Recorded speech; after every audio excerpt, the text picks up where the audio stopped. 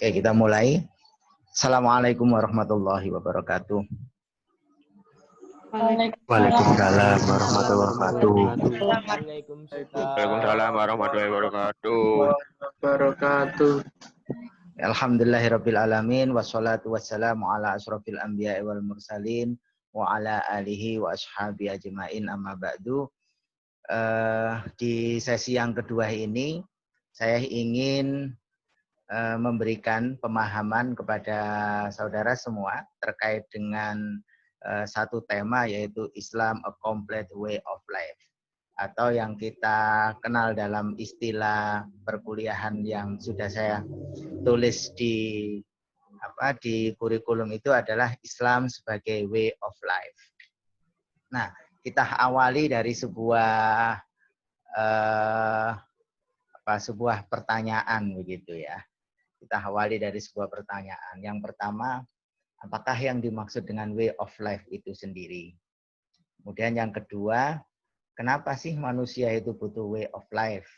Dan yang ketiga, kenapa Islam sebagai agama yang paling komplit sebagai way of life? Nah, tiga pertanyaan ini yang nanti akan menjadi kajian dalam sesi kali ini selama insya Allah 60 menit ke depan. Nah, maka perlu kita kaji, kita jawab apa yang dimaksud dengan way of life. Way of life itu adalah cara hidup. Ya, kalau kita istilahkan dalam kehidupan sehari-hari itu adalah jalan, cara hidup.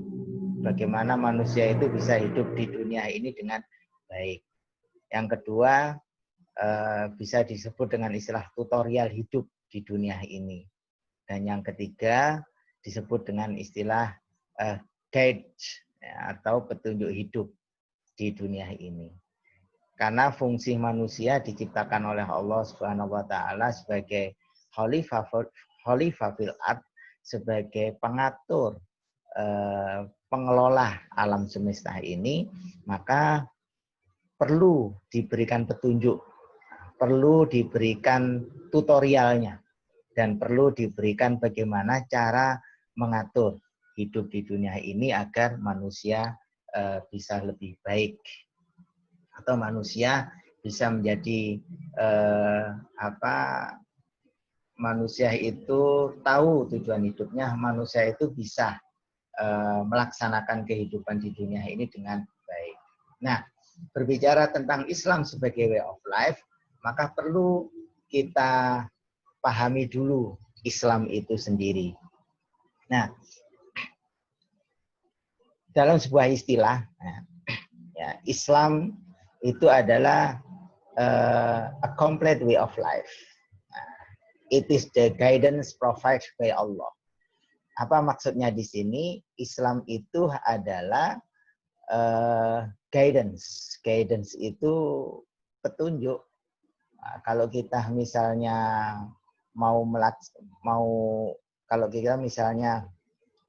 mau ke sebuah kota atau ke sebuah daerah atau ke sebuah misalnya kita mau ke luar negeri, kemudian tidak tahu tentang jalan, tidak tahu tentang bagaimana kondisi masyarakat di sana, tidak tahu tentang tempat-tempat di mana yang kita tuju, maka kita perlu seseorang yang menjadi penuntun dalam kita melakukan perjalanan ke luar negeri, yang sering kita sebut dengan guide.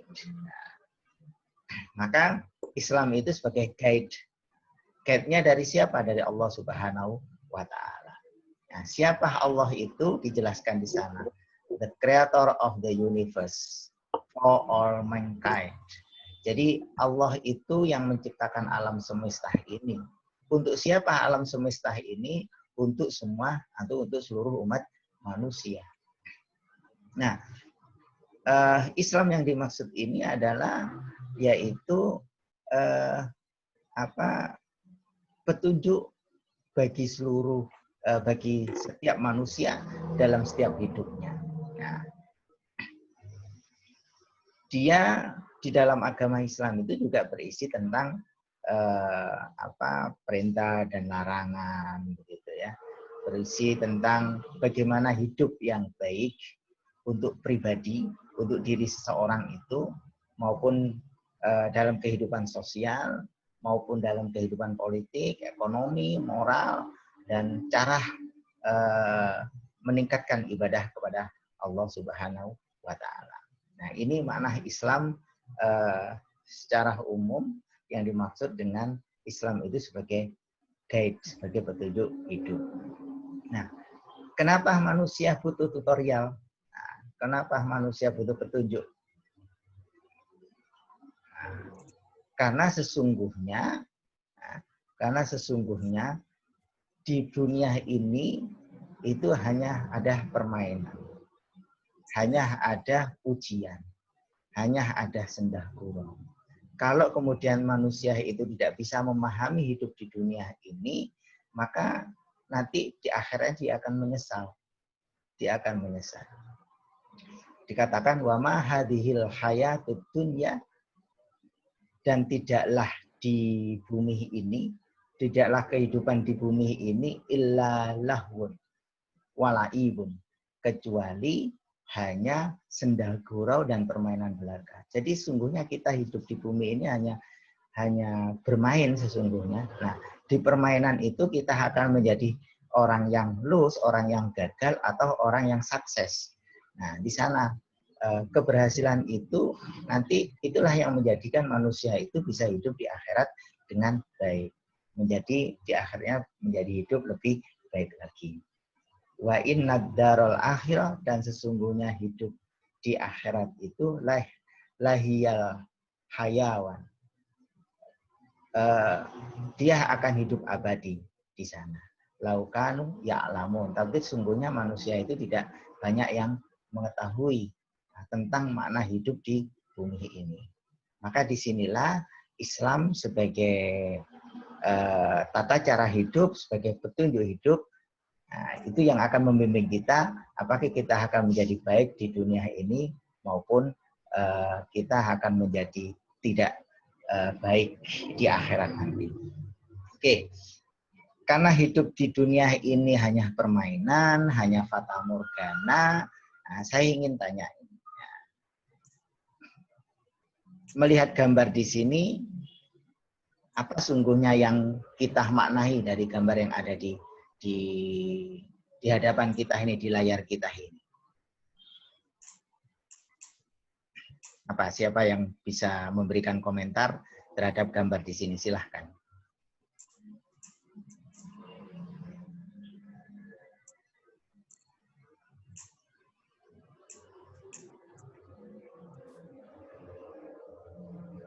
Ada yang bisa memberi komentar? Oke. Belum ada ya? Oke. Kalau kita lihat di sini seolah-olah bahwa orang ini berada di atas awan begitu ya, di langit. Tetapi sesungguhnya ini adalah bayangan. Adalah bayangan ketika dia berdiri di sebuah trotoar yang kemudian bayangannya itu timbul di sana. Maka sesungguhnya inilah hidup itu. Sesungguhnya ini hidup. Maka hidup yang sesungguhnya adalah di akhirat nanti. Di bumi ini hanya bayangan. Bayangan dari kehidupan di akhirat itu sendiri. Tetapi di bumi ini adalah kita hidup tidak sesungguhnya. Kita hidup adalah sebagai ujian. Kita hidup di sini adalah sebagai permainan untuk mencapai kehidupan yang sesungguhnya di akhirat nanti. Nah, kita lihat ini gambar apa?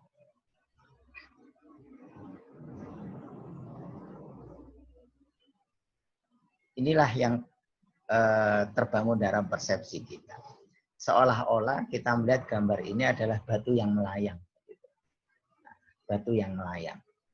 Nah, ini persepsi kita. Kita merasa bahwa inilah yang sesungguhnya kebenaran itu.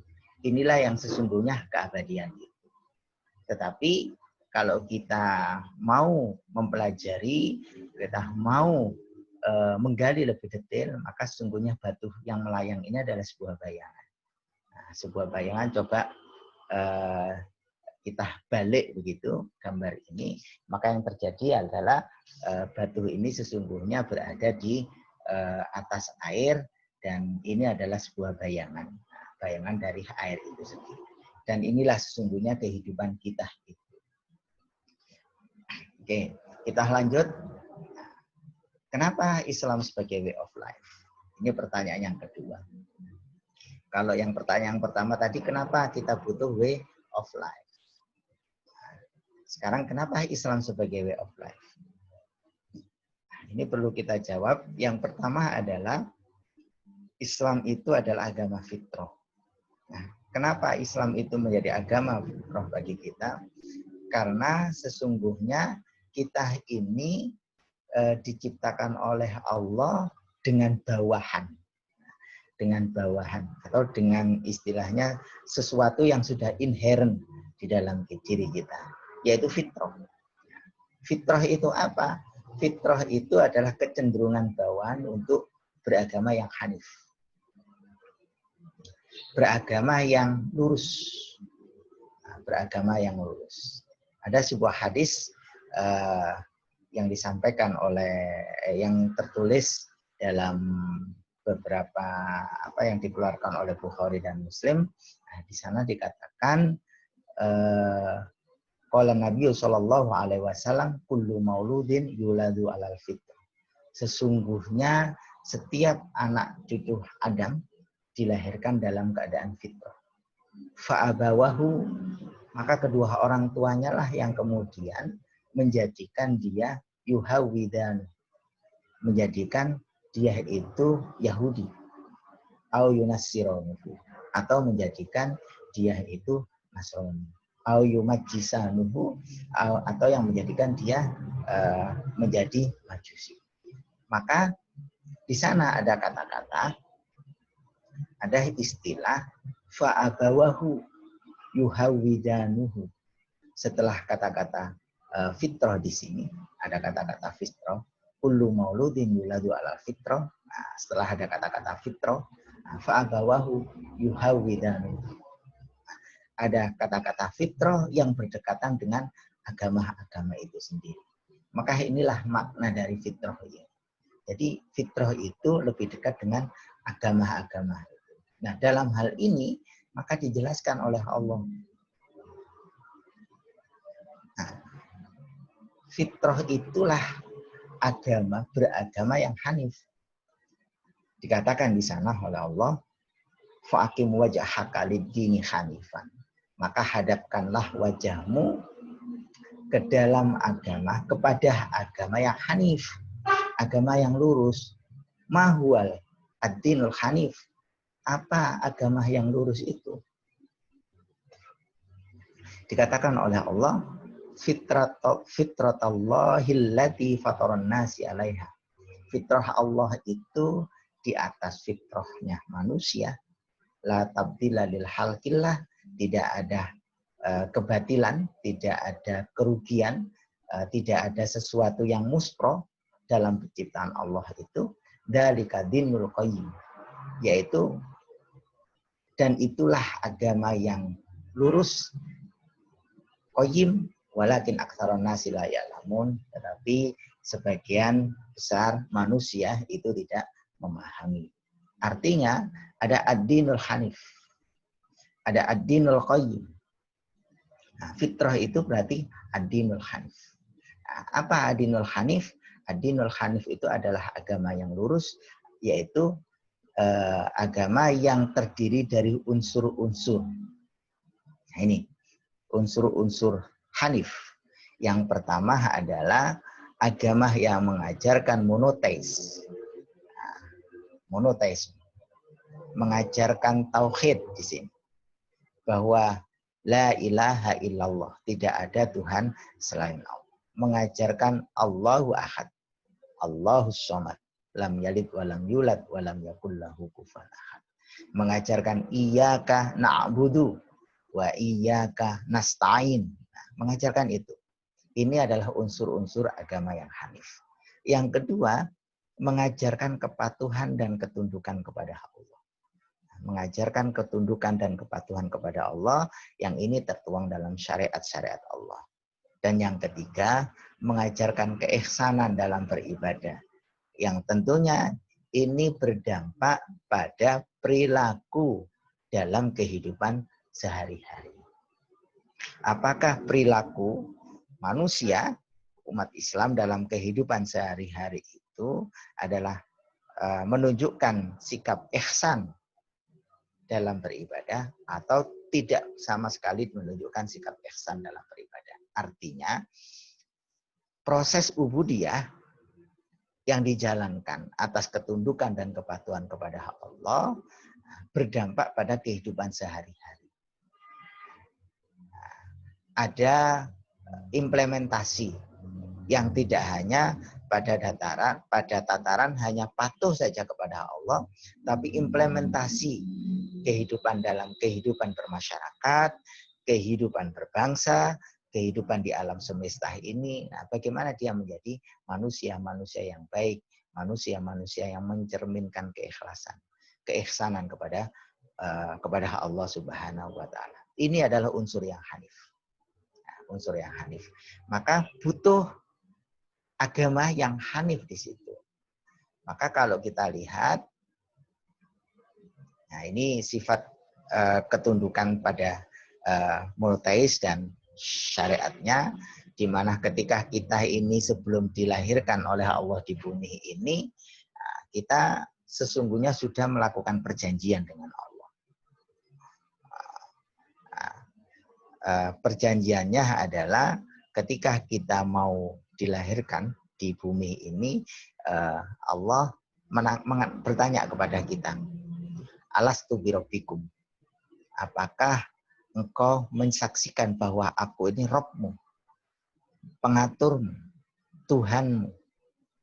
Maka kita sesungguhnya sudah menyatakan, qalu bala syahidna. Maka sesungguhnya kita sudah mengatakan, ya, saya menyaksikan, saya meyakini. Maka konsekuensinya qalu bala syahidna adalah kita mengimani dan kita mentaati dari apa yang diperintahkan oleh Allah Subhanahu wa taala. Nah, ini konsep monoteis ya, dalam ajaran Islam. Yang kedua, konsep ihsan dalam beribadah. Jadi tidak ada yang lebih baik. Dan adakah orang, waman ahsana dinan, dan adakah orang yang lebih baik agamanya, mimman aslama wajahu, dari agama Islam. Waman ahsanu dinan, apakah ada orang yang lebih baik agamanya, mimman, dari seseorang yang aslama, yang beragama Islam, wajhullah wajhu lillahi wa huwa muhsin, dan mereka hadapkan wajahnya kepada Allah dengan muhsin, dengan ihsan. Wattaba'a millata Ibrahim, maka taatlah kamu kepada millata Ibrahim, kepada agamanya Ibrahim. Mahual agama millata Ibrahim, agama Ibrahim itu adalah Islam itu sendiri. Hanifan, yang lurus. Maka sesungguhnya Islam itu sendiri merupakan bagian atau perwujudan dari nilai-nilai millatah Ibrahim hanifan, dari agama Islam, agama yang lurus, yang seperti yang disampaikan oleh Allah di ayat sebelumnya, fa'aqim wajhaka lid-dini hanifan. Nah, sehingga inilah kenapa Islam itu dianggap sebagai agama fitrah, karena memang mengajarkan 3 hal itu. Nah, kita lihat di sini konsekuensi dari dimensi ajaran Islam, kedekatan dengan agama yang hanif. Yang pertama, Islam itu mengajarkan tauhid sebagai sistem keimanan. Jadi keyakinan dalam Islam itu adalah tauhid. Mengesahkan ajaran-ajaran yang monoteis. Salah satu ajaran tauhid di dalam Islam itu ya ada surat Al-Ikhlas itu. Kul, katakan, huwallahu ahad. Allah itu esa. Keesaan Allah tidak sama dengan keesaan makhluknya. Maka kedirian Allah pun juga tidak sama dengan kedirian makhluknya. Allahus Somad. Hanya Allah lah tempat bergantung. Hanya Allah lah tempat memohon pertolongan. Keesaan Allah, kedirian Allah tidak dihadirkan secara turun-temurun. Maka Allah lam yalid walam yulad. Allah tidak diperanakkan. Allah tidak beranak maupun dan juga tidak diperanakkan. Nah, kenapa ayat itu diturunkan pakai istilah lam yalid walam yulad? Karena kehadiran Islam pada waktu itu, kehadiran Rasulullah Muhammad SAW pada waktu itu di tengah-tengah kehidupan yang orang selalu menghadirkan Tuhannya, itu pada materi. Jadi Tuhannya itu adalah materi. Dan yang kedua, pada waktu itu agama yang paling dominan di masyarakat sekitar itu adalah agama yang mengajarkan istilahnya agama yang mengajarkan Trinitas itu. Yang mengakui bahwa ada Tuhan yang lahir dari sesuatu, misalnya tahu misalnya gitu, Tuhan lahir.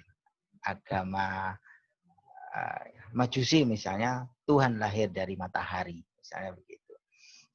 Agama Kris misalnya Tuhan lahir dari Sang Bapa. Nah, ini menjadi sebuah penegasan bahwa Tuhan itu adalah tidak dilahirkan. Tuhan itu tidak dilahirkan. Nah, yang kedua, di dalam Islam juga mengajarkan syariat.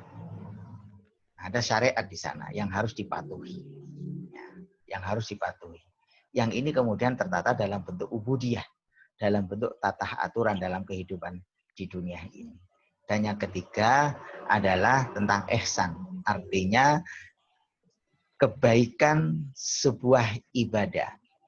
Ibadah itu diterima oleh Allah atau tidak. Itu terletak pada kebaikannya. Tidak hanya terletak pada kebenarannya saja, tetapi terletak juga pada kebaikannya. Artinya ada dampak kebaikan enggak? Ibadah itu terhadap perilaku sehari-hari. Perilaku keseharian. Bagaimana hubungan seseorang itu, seseorang yang abid, seorang yang taat beribadah kepada Allah dengan lingkungannya, dengan orang lain, dengan saudara-saudaranya, dengan teman-temannya. Ini ada nilai kebaikan, ada ukuran di sana. Maka ibadah itu tidak hanya dilihat sebagai kebenaran saja, tetapi juga sebagai kebaikan. Nah, ini yang berkenaan dengan dimensi ajaran Islam sebagai agama yang hanif di sini. Nah, kita lanjut di sini. Kita lanjut yang kedua. Kenapa Islam itu sebagai way of life? Islam itu agama yang autentik dari Allah Subhanahu wa taala. Agama yang kebenarannya sudah teruji.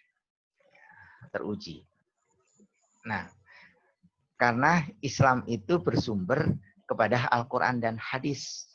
Nah, Al-Quran itu adalah wahyu Allah. Al-Quran itu firman Allah yang diturunkan kepada Nabi Muhammad melalui malaikat Jibril.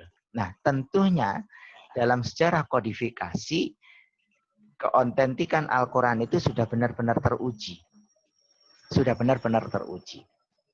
Dalam sejarah pewahyuan sampai kemudian pengumpulan dan pembukuan Al-Quran dalam bentuk mushaf ini sudah benar-benar sangat teruji. Ya. Tidak ada pengurangan, tidak ada penambahan dari ayat-ayat yang ada di dalam Al-Quran. Tidak seperti kitab-kitab sebelumnya. Kitab-kitab Injil, Taurat, Zabur, dalam sejarah kodifikasi dia terjadi penambahan dan pengurangan. Bahkan sebagian kitab Taurat, sebagian kitab Zabur itu hilang setelah para penyebar agama, setelah Nabi pembawa penerima wahyu itu sudah tidak ada lagi. Tetapi Al-Quran sampai hari ini tidak ada perubahan dari apa yang disampaikan oleh Rasulullah atas wahyu yang diterima dari malaikat Jibril kepada sahabat, kepada para sahabat sampai kepada kita, yaitu pengikutnya Nabi Muhammad. Tidak ada perubahan. Kalau toh ada perubahan itu hanya di perubahan di tulisan. Kenapa? Ini adalah dalam tujuan untuk menyempurnakan bacaan, bukan menyempurnakan lafadznya, tetapi menyempurnakan cara membaca agar para umat Islam, pengikut umat Islam, dan pengikut Rasulullah Muhammad SAW tidak salah dalam membaca Al-Quran termasuk menerjemahkan. Kalau dulu misalnya pada masa sahabat belum ada harokat, maka sekarang sudah ada vowelizasi, sudah ada harokat di sana. Nah, dulu tidak ada perbedaan antara huruf fa dan qaf, tapi sekarang sudah ada perbedaan huruf fa dan qaf. Yang satu di titik satu, yang satu di titik dua. Nah ini dalam rangka untuk penyempurnaan. Tetapi isi dari ayat-ayat yang terkandung di dalam Al-Quran tidak ada perbedaan di sana. Tetap tidak ada perubahan. Ya, begitu. Nah, inilah bahwa Islam disebut sebagai ajaran yang otentik. Yang kedua, hadis. Hadis itu merupakan usaha hadis itu berasal dari sunnah. Artinya sunnah itu adalah bagaimana perilaku Nabi Muhammad, sesuatu yang disandarkan kepada perilaku Rasulullah Muhammad SAW. Baik itu perilaku, ucapan maupun takrir di sana. Nah, artinya hadis dihadirkan oleh Rasulullah bersama para sahabat sesungguhnya dalam rangka menerjemahkan Al-Quran atau menginternalisasikan Al-Quran dalam kehidupan keseharian. Al-Quran ini adalah ayat-ayat yang berasal dari langit, dari wahyu. Tetapi bagaimana cara hidup dalam rangka memperdomani Al-Quran, maka ditunjukkan oleh Rasulullah dalam perilaku keseharian. Dan disitulah munculnya sebuah hadis. Dan hadis ketika itu ditulis, dirumuskan oleh para sahabat, tulis ulang bagaimana cara Rasulullah berperilaku, bagaimana ucapan-ucapan Rasulullah, bagaimana pendapat-pendapat Rasulullah tentang kejadian sesuatu dalam kehidupannya itu, tentang cara ibadah kepada Allah Subhanahu wa taala. Nah, itu ditulis dengan hati-hati. Maka di sanalah kemudian terjadi perbedaan pembagian ya, hadis dalam secara kualitas. Nanti ada istilah yang disebut dengan hadis sahih, hadis hasan, dan hadis dhaif. Nah, hadis sahih adalah hadis yang benar, yang sahih, benar, baik, itu tidak ada cacat sedikit pun. Hadis hasan adalah hadis yang baik, hadis dhaif itu adalah hadis yang palsu. Nah, para ulama dalam memahami atau merumuskan tata cara perilaku ibadah kepada Allah Subhanahu wa taala tentunya disandarkan pada hadis-hadis yang sahih maupun hadis yang dhaif. Sedangkan hadis-hadis yang hasan tidak banyak digunakan atau tidak sama sekali tidak digunakan di dalam proses perumusan hukum dalam kaitannya dengan ibadah kepada Allah Subhanahu wa taala. Nah, ini kenapa kemudian Islam disebut sebagai agama yang otentik. Yang ketiga, Islam itu adalah agama yang kafah, yang sempurna. Di dalamnya terdapat seluruh aturan hukum. Ya. Bagi umat manusia dalam mencapai kehidupan di akhirat, kebahagiaan kehidupan di akhirat. Kata Allah, al-yauma akmaltu lakum dinakum wa atmamtu alaikum nikmati wa raditu lakum Islam madinah. Allah sudah menyampaikan kepada Rasulullah waktu itu ketika pada saat menjelang haji wada, Rasulullah menyampaikan ayat ini wahyu dari Allah bahwa pada hari ini Allah telah menyempurnakan agama dan meridhoi Islam sebagai agama seluruh umat manusia. Tidak hanya pada kelompok tertentu, tetapi seluruh umat manusia.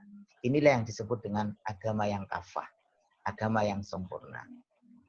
Jadi kalau toh kemudian ada para pengikut-pengikut agama yang sebelumnya mengikuti pada nabi-nabi sebelumnya, pasti mereka akan mengikuti Rasulullah Shallallahu Alaihi Wasallam untuk mengikuti ajaran agama Islam. Maka kehafahan, kesempurnaan agama itu kita lihat dari sisi bangunan itu sendiri. Nah, bangunan Islam itu sendiri adalah terdiri dari 3 bangunan. Yang pertama adalah akidah. Akidah ini adalah berkenaan dengan hati, keyakinan. Yang kedua adalah syariah. Syariah ini berkenaan dengan aturan-aturan, undang-undang. Bagaimana cara kita hidup, kaidah-kaidah. Bagaimana cara kita hidup, bagaimana cara kita beribadah kepada Allah, bagaimana cara kita berhubungan dengan masyarakat. Maka nanti ada istilah dalam ibadah ada fikih ibadah, dalam bermasyarakat, dalam berekonomi ada fikih muamalah, dalam berpolitik ada fikih siasa, dalam berkeluarga ada fikih syahsiyah. Ada istilah-istilah itu. Nah, itu diatur dalam syariah. Nah, kemudian yang tidak kalah penting adalah akhlak. Nah, akhlak ini meskipun ya, merupakan berbicara hanya masalah perilaku, tetapi ini menjadi sesuatu yang memberikan citra bagi umat manusia, bagi umat Islam. Apakah Islam itu baik atau tidak baik dilihat dari ini akhlaknya. Dilihat dari akhlaknya. Apakah dia mampu menerapkan ajaran Islam dengan benar, maka sungguhnya dilihat dari akhlak.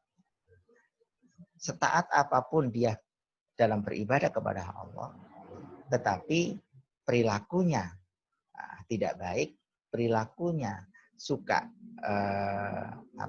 melakukan hasud, riba, maka sesungguhnya dia tidak mencerminkan dari pribadi yang beribadah, yang abid kepada Allah Subhanahu wa Ta'ala. Tidak mencerminkan di sana sebagai seorang hamba Allah, sebagai seorang abid di sana. Nah, dilihat dari akhlaknya. Maka kita lihat di sini karena Islam itu adalah agama yang hanif, agama yang sempurna, agama yang paripurna begitu, maka pokok ajaran Islam bisa dilihat di sini. Ada iman itu sebagai akar, sebagai fondasi. Islam itu adalah sebagai pilar bangunan. Ya, misalnya dalam sebuah bangunan itu adalah pilar. Kalau pohon itu adalah batang, kemudian ihsan itu adalah buah. Buah itu bermanfaat bagi orang lain atau tidak. Bermanfaat bagi sama manusia atau tidak. Nah, kalau pohon itu berbuah, maka sempurnalah pohon itu. Maksudnya ada pohon yang tidak berbuah, tapi sesungguhnya dia punya manfaat. Jadi ada akar, ada batang, ada buah. Akar adalah sesuatu yang berada dalam diri manusia, yaitu keyakinan. Batang itu adalah perilaku yang berkenaan dengan undang-undang, hukum, aturan. Buah itu adalah hasil. Bagaimana orang merasakan kehadiran seseorang. Kalau seseorang itu merasa terganggu dengan kehadiran dia, dalam tanda petik, artinya dia ketika hadir di sana ternyata tidak mencerminkan suatu kebaikan, dia selalu menimbulkan keresahan di lingkungannya, dia selalu menzolimi orang lain, maka sungguhnya ini tidak tumbuhan itu tidak berbuah. Nah, buahnya itu masam, tidak bisa dimanfaatkan oleh manusia sama manusia. Gambarannya seperti itu. Nah, iman dalam ajaran Islam tercermin atau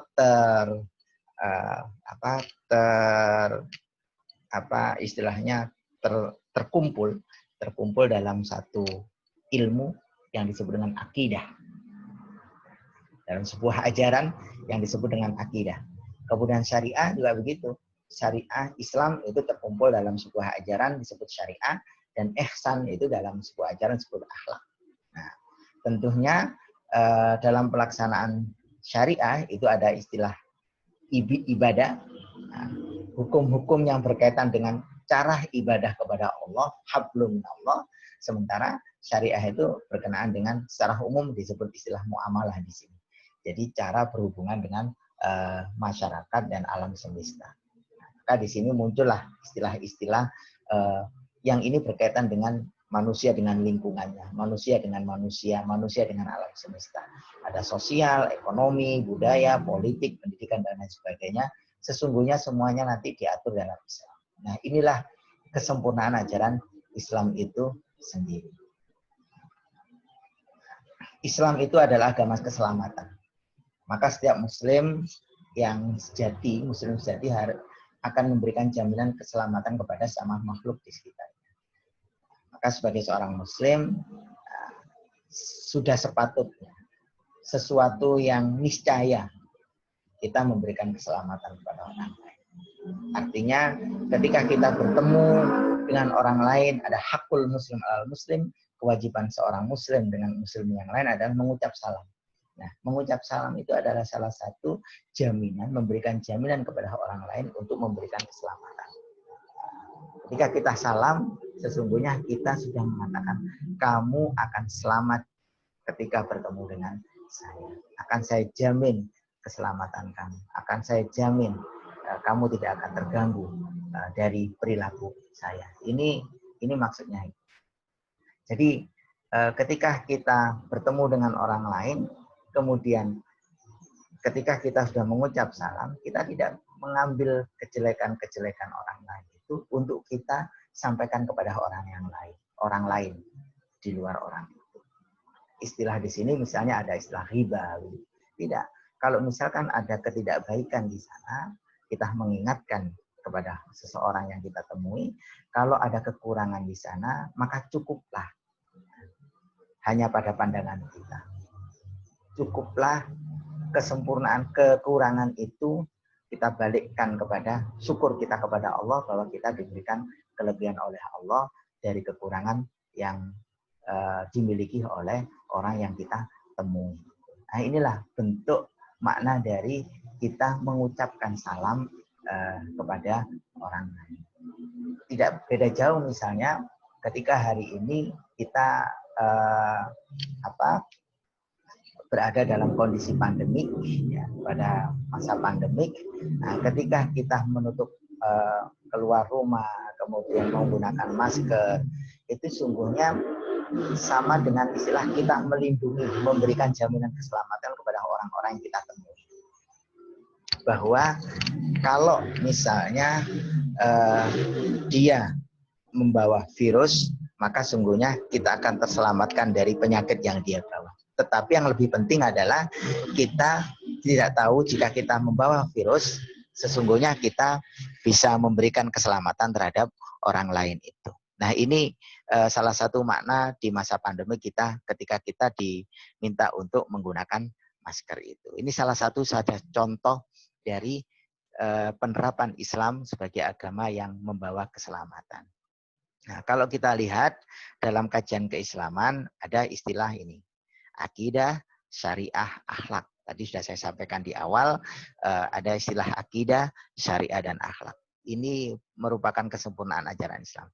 Akidah itu adalah tauhid dalam Islam, atau nanti dalam ilmu disebut ilmu kalam, atau dalam ilmu agama, ilmu keislaman nanti disebut ilmu usul. Ilmu usul itu ilmu tentang fondasi ajaran Islam. Ini yang nanti akan menjadi doktrin keagamaan itu. Seseorang akan menjadi memiliki paradigma berpikir yang baik, itu tergantung di sini. Maka di sini akan muncul sebuah ideologi atau paham dalam beragama. Yang kedua adalah syariah. Syariah nanti dalam perkembangan selanjutnya, dalam ilmunya akan kita pelajari dengan istilah fikih. Ini ilmunya, fikih. Apa yang dikembangkan di fikih ini adalah masalah-masalah ibadah. Baik ibadah yang berkenaan ibadah mahdhah maupun yang berkenaan dengan ibadah am. Baik yang berkenaan dengan ibadah berkenaan dengan hablum minallah maupun ibadah kepada yang berkenaan dengan hubungan sesama manusia. Jangan dikira ketika kita bekerja, ketika kita belajar, itu merupakan bagian dari ibadah kita kepada Allah Subhanahu wa Ta'ala. Namun perwujudannya adalah interaksi kita kepada alam semesta. Itu ibadah. Ketika kita bekerja untuk menghidupi anak istri kita niatkan sebagai ibadah. Nah, ini sebagai bentuk ibadah. Bentuknya semua amalan-amalan yang kita niatkan sebagai ibadah kepada Allah, tentunya nanti akan diberi balasan oleh Allah. Faman ya'mal mithqala dzarratin khairan yara, sedikit apapun amalan kebaikan itu akan dibalas oleh Allah Subhanahu wa Ta'ala. Begitu juga sebaliknya. Faman ya'mal mithqala dzarratin syarran yara, sedikit pun kejahatan, ketidakbaikan juga akan dibalas oleh Allah Subhanahu wa Ta'ala. Dan di akhlak ada istilah kita kenal dengan ilmu yang kita sebut dengan tasawuf. Nah, bagaimana di akhlak ini menjadikan kita memiliki perilaku yang baik. Intinya perilaku yang didasarkan dengan nilai-nilai keihsanan kepada Allah Subhanahu wa Ta'ala. Nah, ini seputar ajaran Islam, kajian-kajian dalam ajaran Islam. Nah, kalau kita lihat di sini ada beberapa pokok model kajiannya di dalam ajaran Islam. Tauhid sebagai sistem keimanan. Nah, kemudian nanti ada istilah syariah, fikih dan urf. Nah, urf ini adalah budaya. Jadi penerapan bisa terkait dengan penerapan fikih, ya, penerapan syariah secara umum yang nanti akan mewujudkan sebuah budaya. Nah, budaya itu perilaku keseharian di sana. Kemudian ada pola hubungan yang baik antara manusia dengan Tuhannya. Bagaimana? Kemudian pola hubungan yang baik antara manusia dengan sama makhluknya. Kemudian perlu juga ada kajian ya, dalam Islam itu karena ini otentik ya, ajaran Islam yang otentik, maka Islam itu sumber ajarannya ada 3. Yang pertama adalah Al-Quran. Al-Quran itu sebagai sumber ajaran Islam yang utama. Kemudian hadis ini sebagai sumber kedua setelah Al-Quran. Kemudian yang ketiga adalah ijtihad. Nah, ini saya tulis ini kayaknya. Ijtihad. Nah, ijtihad itu adalah upaya usaha para ulama ya, dalam memahami ya, hukum-hukum yang diterapkan oleh Rasulullah Muhammad SAW dalam kehidupan keseharian. Atau juga mensandarkan persoalan-persoalan yang ada saat ini yang belum terjawab, dijawab oleh Rasulullah, belum terjawab pada hadis-hadis, ya, karena dalam kondisi ruang dan waktu yang berbeda tentunya, ya, yang didasarkan pada ini kias, penyandaran kias. Nah, ini berkenaan dengan kajian kita ini. Maka nanti setelah ini kita breakdown. nanti silahkan merapat di kelompoknya masing-masing, di grupnya, nanti membahas tema-tema untuk memperdalam apa yang saya sampaikan tadi. Yaitu secara umum ya, ini saya nanti bagi menjadi 6 kelompok besar. Kalau jumlahnya 60 di saya, nanti akan saya bagi kalau 66 kelompok besar ya berarti ada sekitar berapa? 10 ya. Satu grup itu 10 orang satu tim. Ya, membahas tentang ini tema yang pertama, Al-Qur'an sebagai sumber ajaran Islam yang pertama, kemudian permasalahannya di sini. Nah, ini permasalahannya yang nanti akan dikaji. Yang kedua ini hadis sebagai penjelasan dari Al-Qur'an. Nah, permasalahannya di sini. Yang ketiga, ijtihad sebagai usaha para ulama untuk merumuskan hukum Islam. Nah, permasalahannya juga di sini. Kemudian akidah Islamiyah. Ini permasalahannya juga di sini. Nah, syariah, fikih, dan yuris. Nah, ini berkenaan dengan permasalahan-permasalahan syariah itu, nah, permasalahannya di sini. Kemudian yang keenam adalah akhlak. Akhlak juga permasalahannya di sini. Nah, ini ada berapa? Ada 8, mohon maaf, ada 8. Berarti ada 8, bukan ada 6. Ada 8 Islam dan ajaran tentang ketuhanan. Nah, untuk memahami tema-tema yang saya jelaskan tadi, permasalahan yang saya jelaskan, nanti ada di sini. Nah, Islam dan ajaran tentang ketuhanan, nah, temanya di sini. Kemudian Islam dan ajaran tentang kemanusiaan, temanya di sini. Oke, demikian pembahasan singkat dari saya tentang perkuliahan kita kali ini. Selanjutnya nanti silahkan didiskusikan untuk menambah wawasan kita tentang pengetahuan Islam sebagai way of life dengan tema-tema yang sudah saya bagi ini. Nah, nanti kita bagi kelompok individu ya, kelompok individu berdasarkan kelompok. Jadi ada 8 kelompok. Ada 8 kelompok. Nah, kita bagi, nanti silahkan dibahas permasalahan itu, dirumuskan.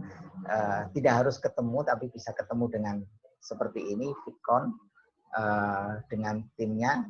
Nanti untuk membahas persoalan-persoalan itu, mendiskusikan, membagi tugas, baru setelah itu nanti dikumpulkan. Nah, teknis pengumpulannya, di e-learning sudah saya siapkan tugas, ya, lembar tugas. Nah, saya siapkan lembar tugas di sana. Nah, silahkan nanti dikumpulkan. Hasil kerja kelompok dikumpulkan per individu. Artinya bukan menjawab, misalnya ada pembagian tugas di sini, bagian 1, 2, 3 misalnya, tetapi tidak dikumpulkan sendiri-sendiri sesuai dengan tugasnya, tetapi dikumpulkan jadi 1. Nah, dikumpulkan jadi 1 lembar portofolio kerja kelompok yang kemudian dikopi untuk 1 tim di sana, dan setiap individu nanti mengumpulkan sendiri-sendiri, tetapi dengan tetap mencantumkan nama timnya. Jadi misalnya ada 8, 60, saya bagi 8, ya sekitar 9. Ya, sekitar 9. Nah, nanti bekerja dengan timnya, jadi 9 orang itu. Nah, tetapi nanti mengumpulkannya tetap individu.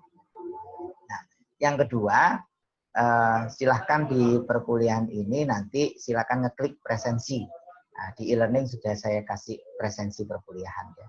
Ya, nanti silakan isi di sana. Ada trouble dan tidaknya nanti silakan komunikasikan di WhatsApp group. Di WhatsApp group nanti silakan komunikasi di sana kalau ada trouble yang lain. Oke, silahkan, mungkin ada pertanyaan, ada sesuatu yang ingin dikonfirmasi kembali terkait dengan tugas diskusi berkenaan dengan penguatan atau penambahan wawasan dalam rangka memahami materi perkuliahan kita kali ini. Monggo kami persilahkan. Silahkan kalau ada yang mau tanya sebelum kita bagi dan kita akhiri.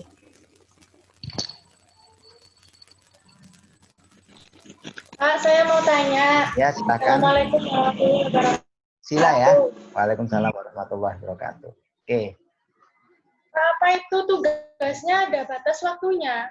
Iya, tugasnya 1 minggu ya.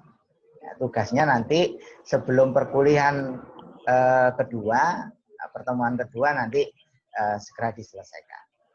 Karena kita akan beralih ke tema berikutnya. Gitu. Oh, ya udah Pak, terima kasih. Assalamualaikum. Waalaikumsalam warahmatullahi wabarakatuh. Oke, ada lagi? Pak, saya mau tanya. Hah? Tanya tentang Saya mau materi tanya, Pak, boleh, untuk tanya tentang tugas pembagian. juga boleh. Untuk Silakan. pembagian nama-nama kelompoknya gimana? Ini saya bagi setelah ini. Oh, iya, Pak. Ya, saya bagi Ya. setelah ini berdasarkan berdasarkan apa yang hadir hari ini di Zoom. Nanti saya bagi. Maka hari ini tolong videonya dibuka. Nah, videonya dibuka sekaligus saya mau screenshot. Nah, silahkan dibuka. Fajar Az-Zafirah. Nah, buat dibuka. Nah, Iya, Pak. Mohon maaf, Pak. Apa itu ada yang belum direvisi, Pak, sama jenengan. Jadi banyak yang belum bisa masuk di Zoom. Oh, ini masih proses. Sudah join semua ini. Oh, Ya. Pak. Ya mungkin di sana masih masih sinyalnya, mungkin di sana masih join. Oke. Kelompok 1 ya. Kelompok 1 M Asrul. Ini saya bagi 7 dulu, nanti sisanya nanti kita bagi lagi ke sisanya nanti kita bagi lagi ya. Kelompok 1 Asrul, Farah, Fadilah ya. Farah, Fadilah, M Aditya, Tri Antika. Nanti yang sudah merasa dibagi disebut lagi, nanti tolong diklarifikasi lagi. Terus ini Muhammad siapa ini? Muhammad. M siapa ini? Muhammad. Siapa ini?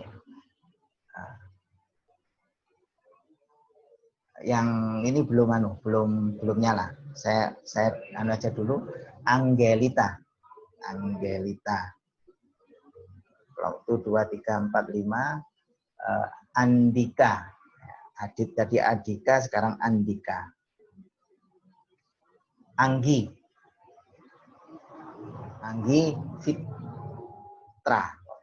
Anggi Fit itu 2, 3, 4, 5, 6, 7. Itu kelompok 1. Ya, kelompok 1 saya ulangi lagi, M Asrul, Farah, Fadila, M Aditya, Tri Antika, kemudian Angelita, Andika, dan Anggi Fitra. Ya. Kemudian kelompok 2 Sofi, Galih Aldi, ya. Kemudian Siti Nur, Sila Hasan apa ya, Sila, kemudian Sarah Sep,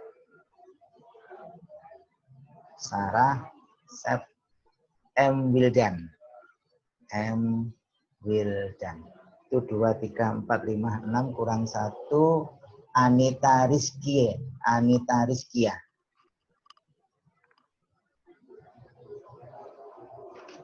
Kelompok 3 Angel, bukan Angel, Angel Septian. Bener ya? Angel Septian. Kedua Zafira. Kemudian 3 Srifit Afifah. Kemudian keempat Hardian Hardian S. Luciana. Intan. Intan C ini. Intan belum dibuka videonya. Terus Lucia. Lucia. Intan. Intan belum dibuka videonya. 1, 2, 3, 4, 5, 6. Sofia. Sofia Eka. Oke, saya ulangi yang kelompok 3. Angel Septian, kemudian Zafira, Angel Septian, Zafira, Srifit Afifah, Hardian S, kemudian Luciana F, kemudian Intan karena belum dibuka, saya khawatir tidak paham nanti tugasnya. Nanti biar di grup yang belum dibuka dulu. Kemudian Luciaris siapa ini? Lucia ya, Lucilia. Kemudian Sofia Eka. Kemudian yang kelompok 4 Fajar Nur.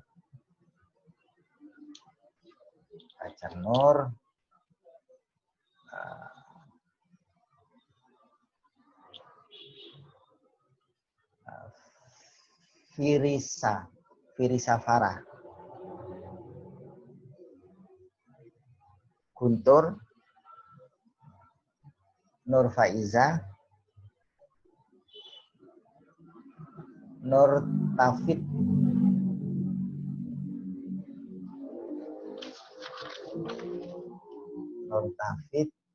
Raffi Prasetyanantara.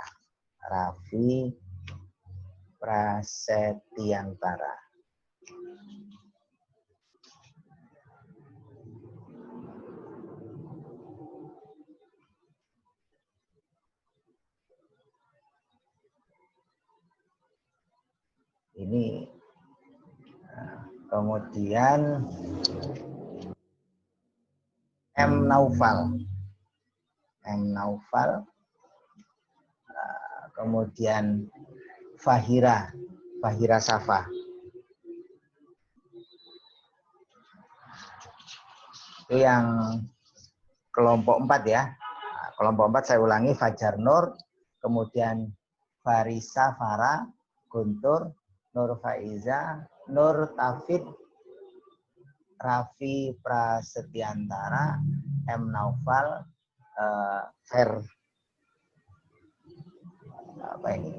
Fernanda ya. Fernanda. Oke, Fernanda.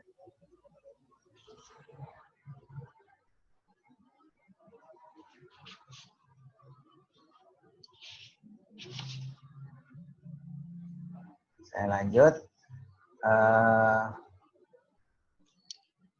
Kelima, kelompok 5.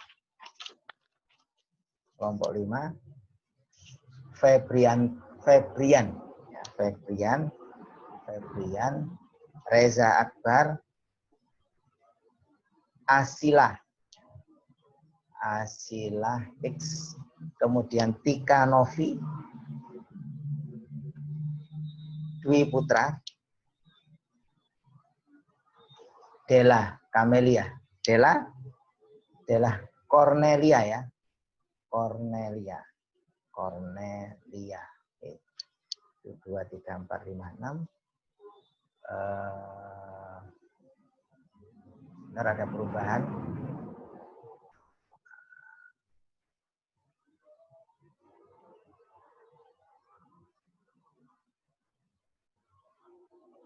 Oke. 1, 2, 3, 4, 5, 6 adalah Corlen. Terus M. Wildan. Yang nanti yang sudah merasa saya sebut namanya nanti silahkan dikonfirmasi ya. Nanti yang belum ya kita masukkan lagi ke yang sudah terbagi. Kelompok 6 Ahmad Fahira Safa.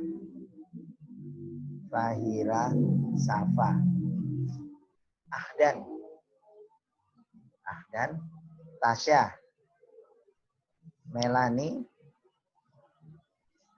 Dea Amalia kayaknya ini. Adelia. Itu 2, 3, 4, 5, 6, 7. Adelia. Kemudian kelompok 7. Muhammad Rizki. Anggara. Anggi. Fitri Abdillah. Elga. 2, 3, 4, 5. Bentar. Saya screenshot dulu.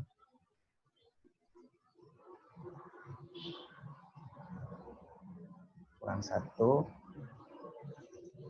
Nur Tafid. 1, 2, 3, 4, 5, 6. Kayaknya Raffi tadi sudah ya. Raffi sudah. M. Naufal. Raffi sudah ya tadi ya? Pak, saya sudah, Pak. Oke. Naufal sudah? Sudah, Pak. Sudah. Sudah kelompok 4. Kelompok 4. Fernanda. Sudah kayaknya, Pak.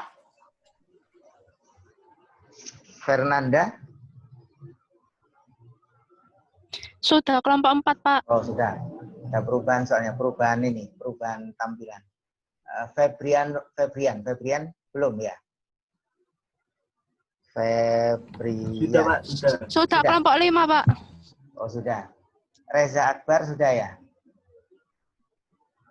Reza Akbar Sudah, Pak. sudah. Sudah. Asila? Sudah, Pak. Asila. Itu kelompok 5. Kelompok 5. Tika Novi? Kelompok 5, Pak. Dwi Putra? Kelompok 5. Wildan Ahmad?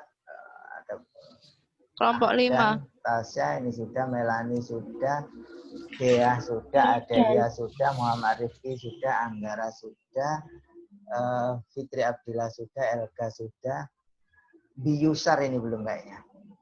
Biyusar, MB Yusar. Siapa ini? MB Yusar. Kulo dereng, Pak. Siapa?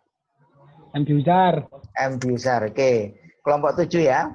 Nah, kelompok Ya. 7, M. Rizky, Anggara, Anggi, Fitri, Elga, Nur Taufik, Febrian, sama M. Yusar. Nur Tafid sudah, Pak. Nur Taufik sudah ya? Sudah, kelompok 4. Febrian sudah? Iya. 1, 2, 3, 4, 5, 6. Yusar. Nah, Rifki Ardiansa? Loh. Rifki Ardiansa sudah kayaknya tadi ya. Oke. Sekarang yang belum saja, yang belum kepanggil. Saya, Pak. Nah, soalnya ada perubahan ini, perubahan ini tampilan. Siapa? Sila. Saya, Pak. Belum, Pak. Sila sudah, Pak. Ya. Yang belum? Rifki belum, Pak. Oh, Rifki. Marsa, Pak. Rifki kelompok 8, Marsa kelompok 8, Muhammad Abil. Muhammad Abil, Pak. Muhammad Abil. Terus siapa lagi? Rani, Pak, Rani. Rani, Pak, belum. Rani. Terus Ya, Pak. Rani. Ada lagi? Balkis, Pak. Balkis. Salsabila Balkis. Salsabila. Terus? 1, 2, 3, Helen, 4, Pak, Helen. Helen. Sudah, Helen. Dela Helen Cornelia. Kelompok 5. Pak, bingung, Pak. Helen. Helen masuk kelompok 5, Pak. Herdi 1, 2, 3, 4. Heren kelompok Reza, Asila, Dwi Putra. Belum. Muhammad Wildannya ada 2, Pak. 5, 6, 7. Wildan 2 di sini. Ada 2, Pak. Kelompoknya yang nomor 2 mana, Pak? Wildan siapa, Pak? Wildannya 2 ya? Iya. Oh, Wildan 2. Yang satu di 8. Wildan siapa Pak? Yang kelompok 2 Pak? Ini yang kelompok 5 Wildan. Yang satu Wildan siapa? Wildan Habibie sama Wildan A, Pak. Wildan Habibie sama Wildan Alif, Pak. Oh. 2 dan 5. Yang 2 itu Wildan siapa, Pak? Yang sama 2. Wildan Habibie tidak, Pak? Yang kedua di sini tulis Wildan. Nah, Wildan Habibie saja kelompok 2. Ya. Siap Pak, makasih Pak. Siap. Terus Wildan Alif kelompok 5.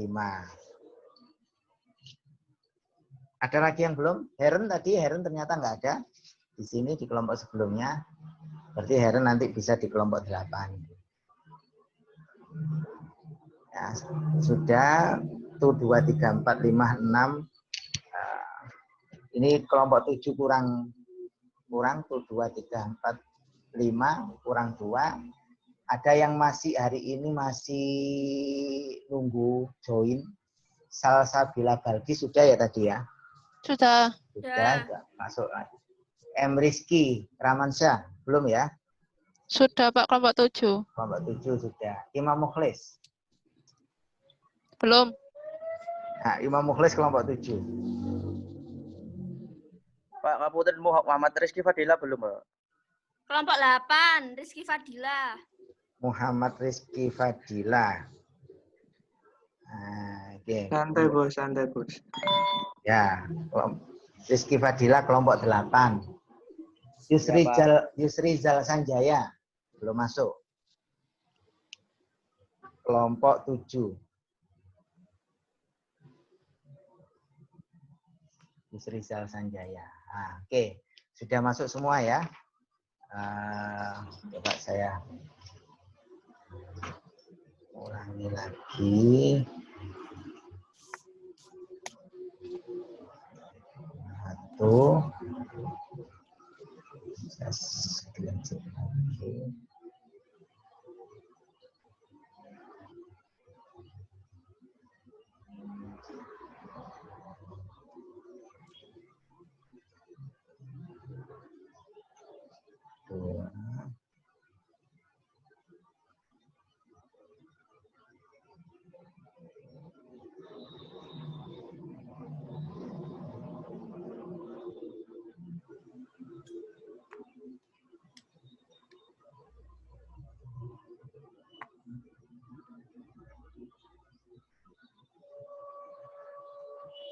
Oke, insya Allah sudah terbagi. Jadi setiap kelompok nanti dan sudah saya jelaskan di awal. Saya jelaskan di awal, bentar.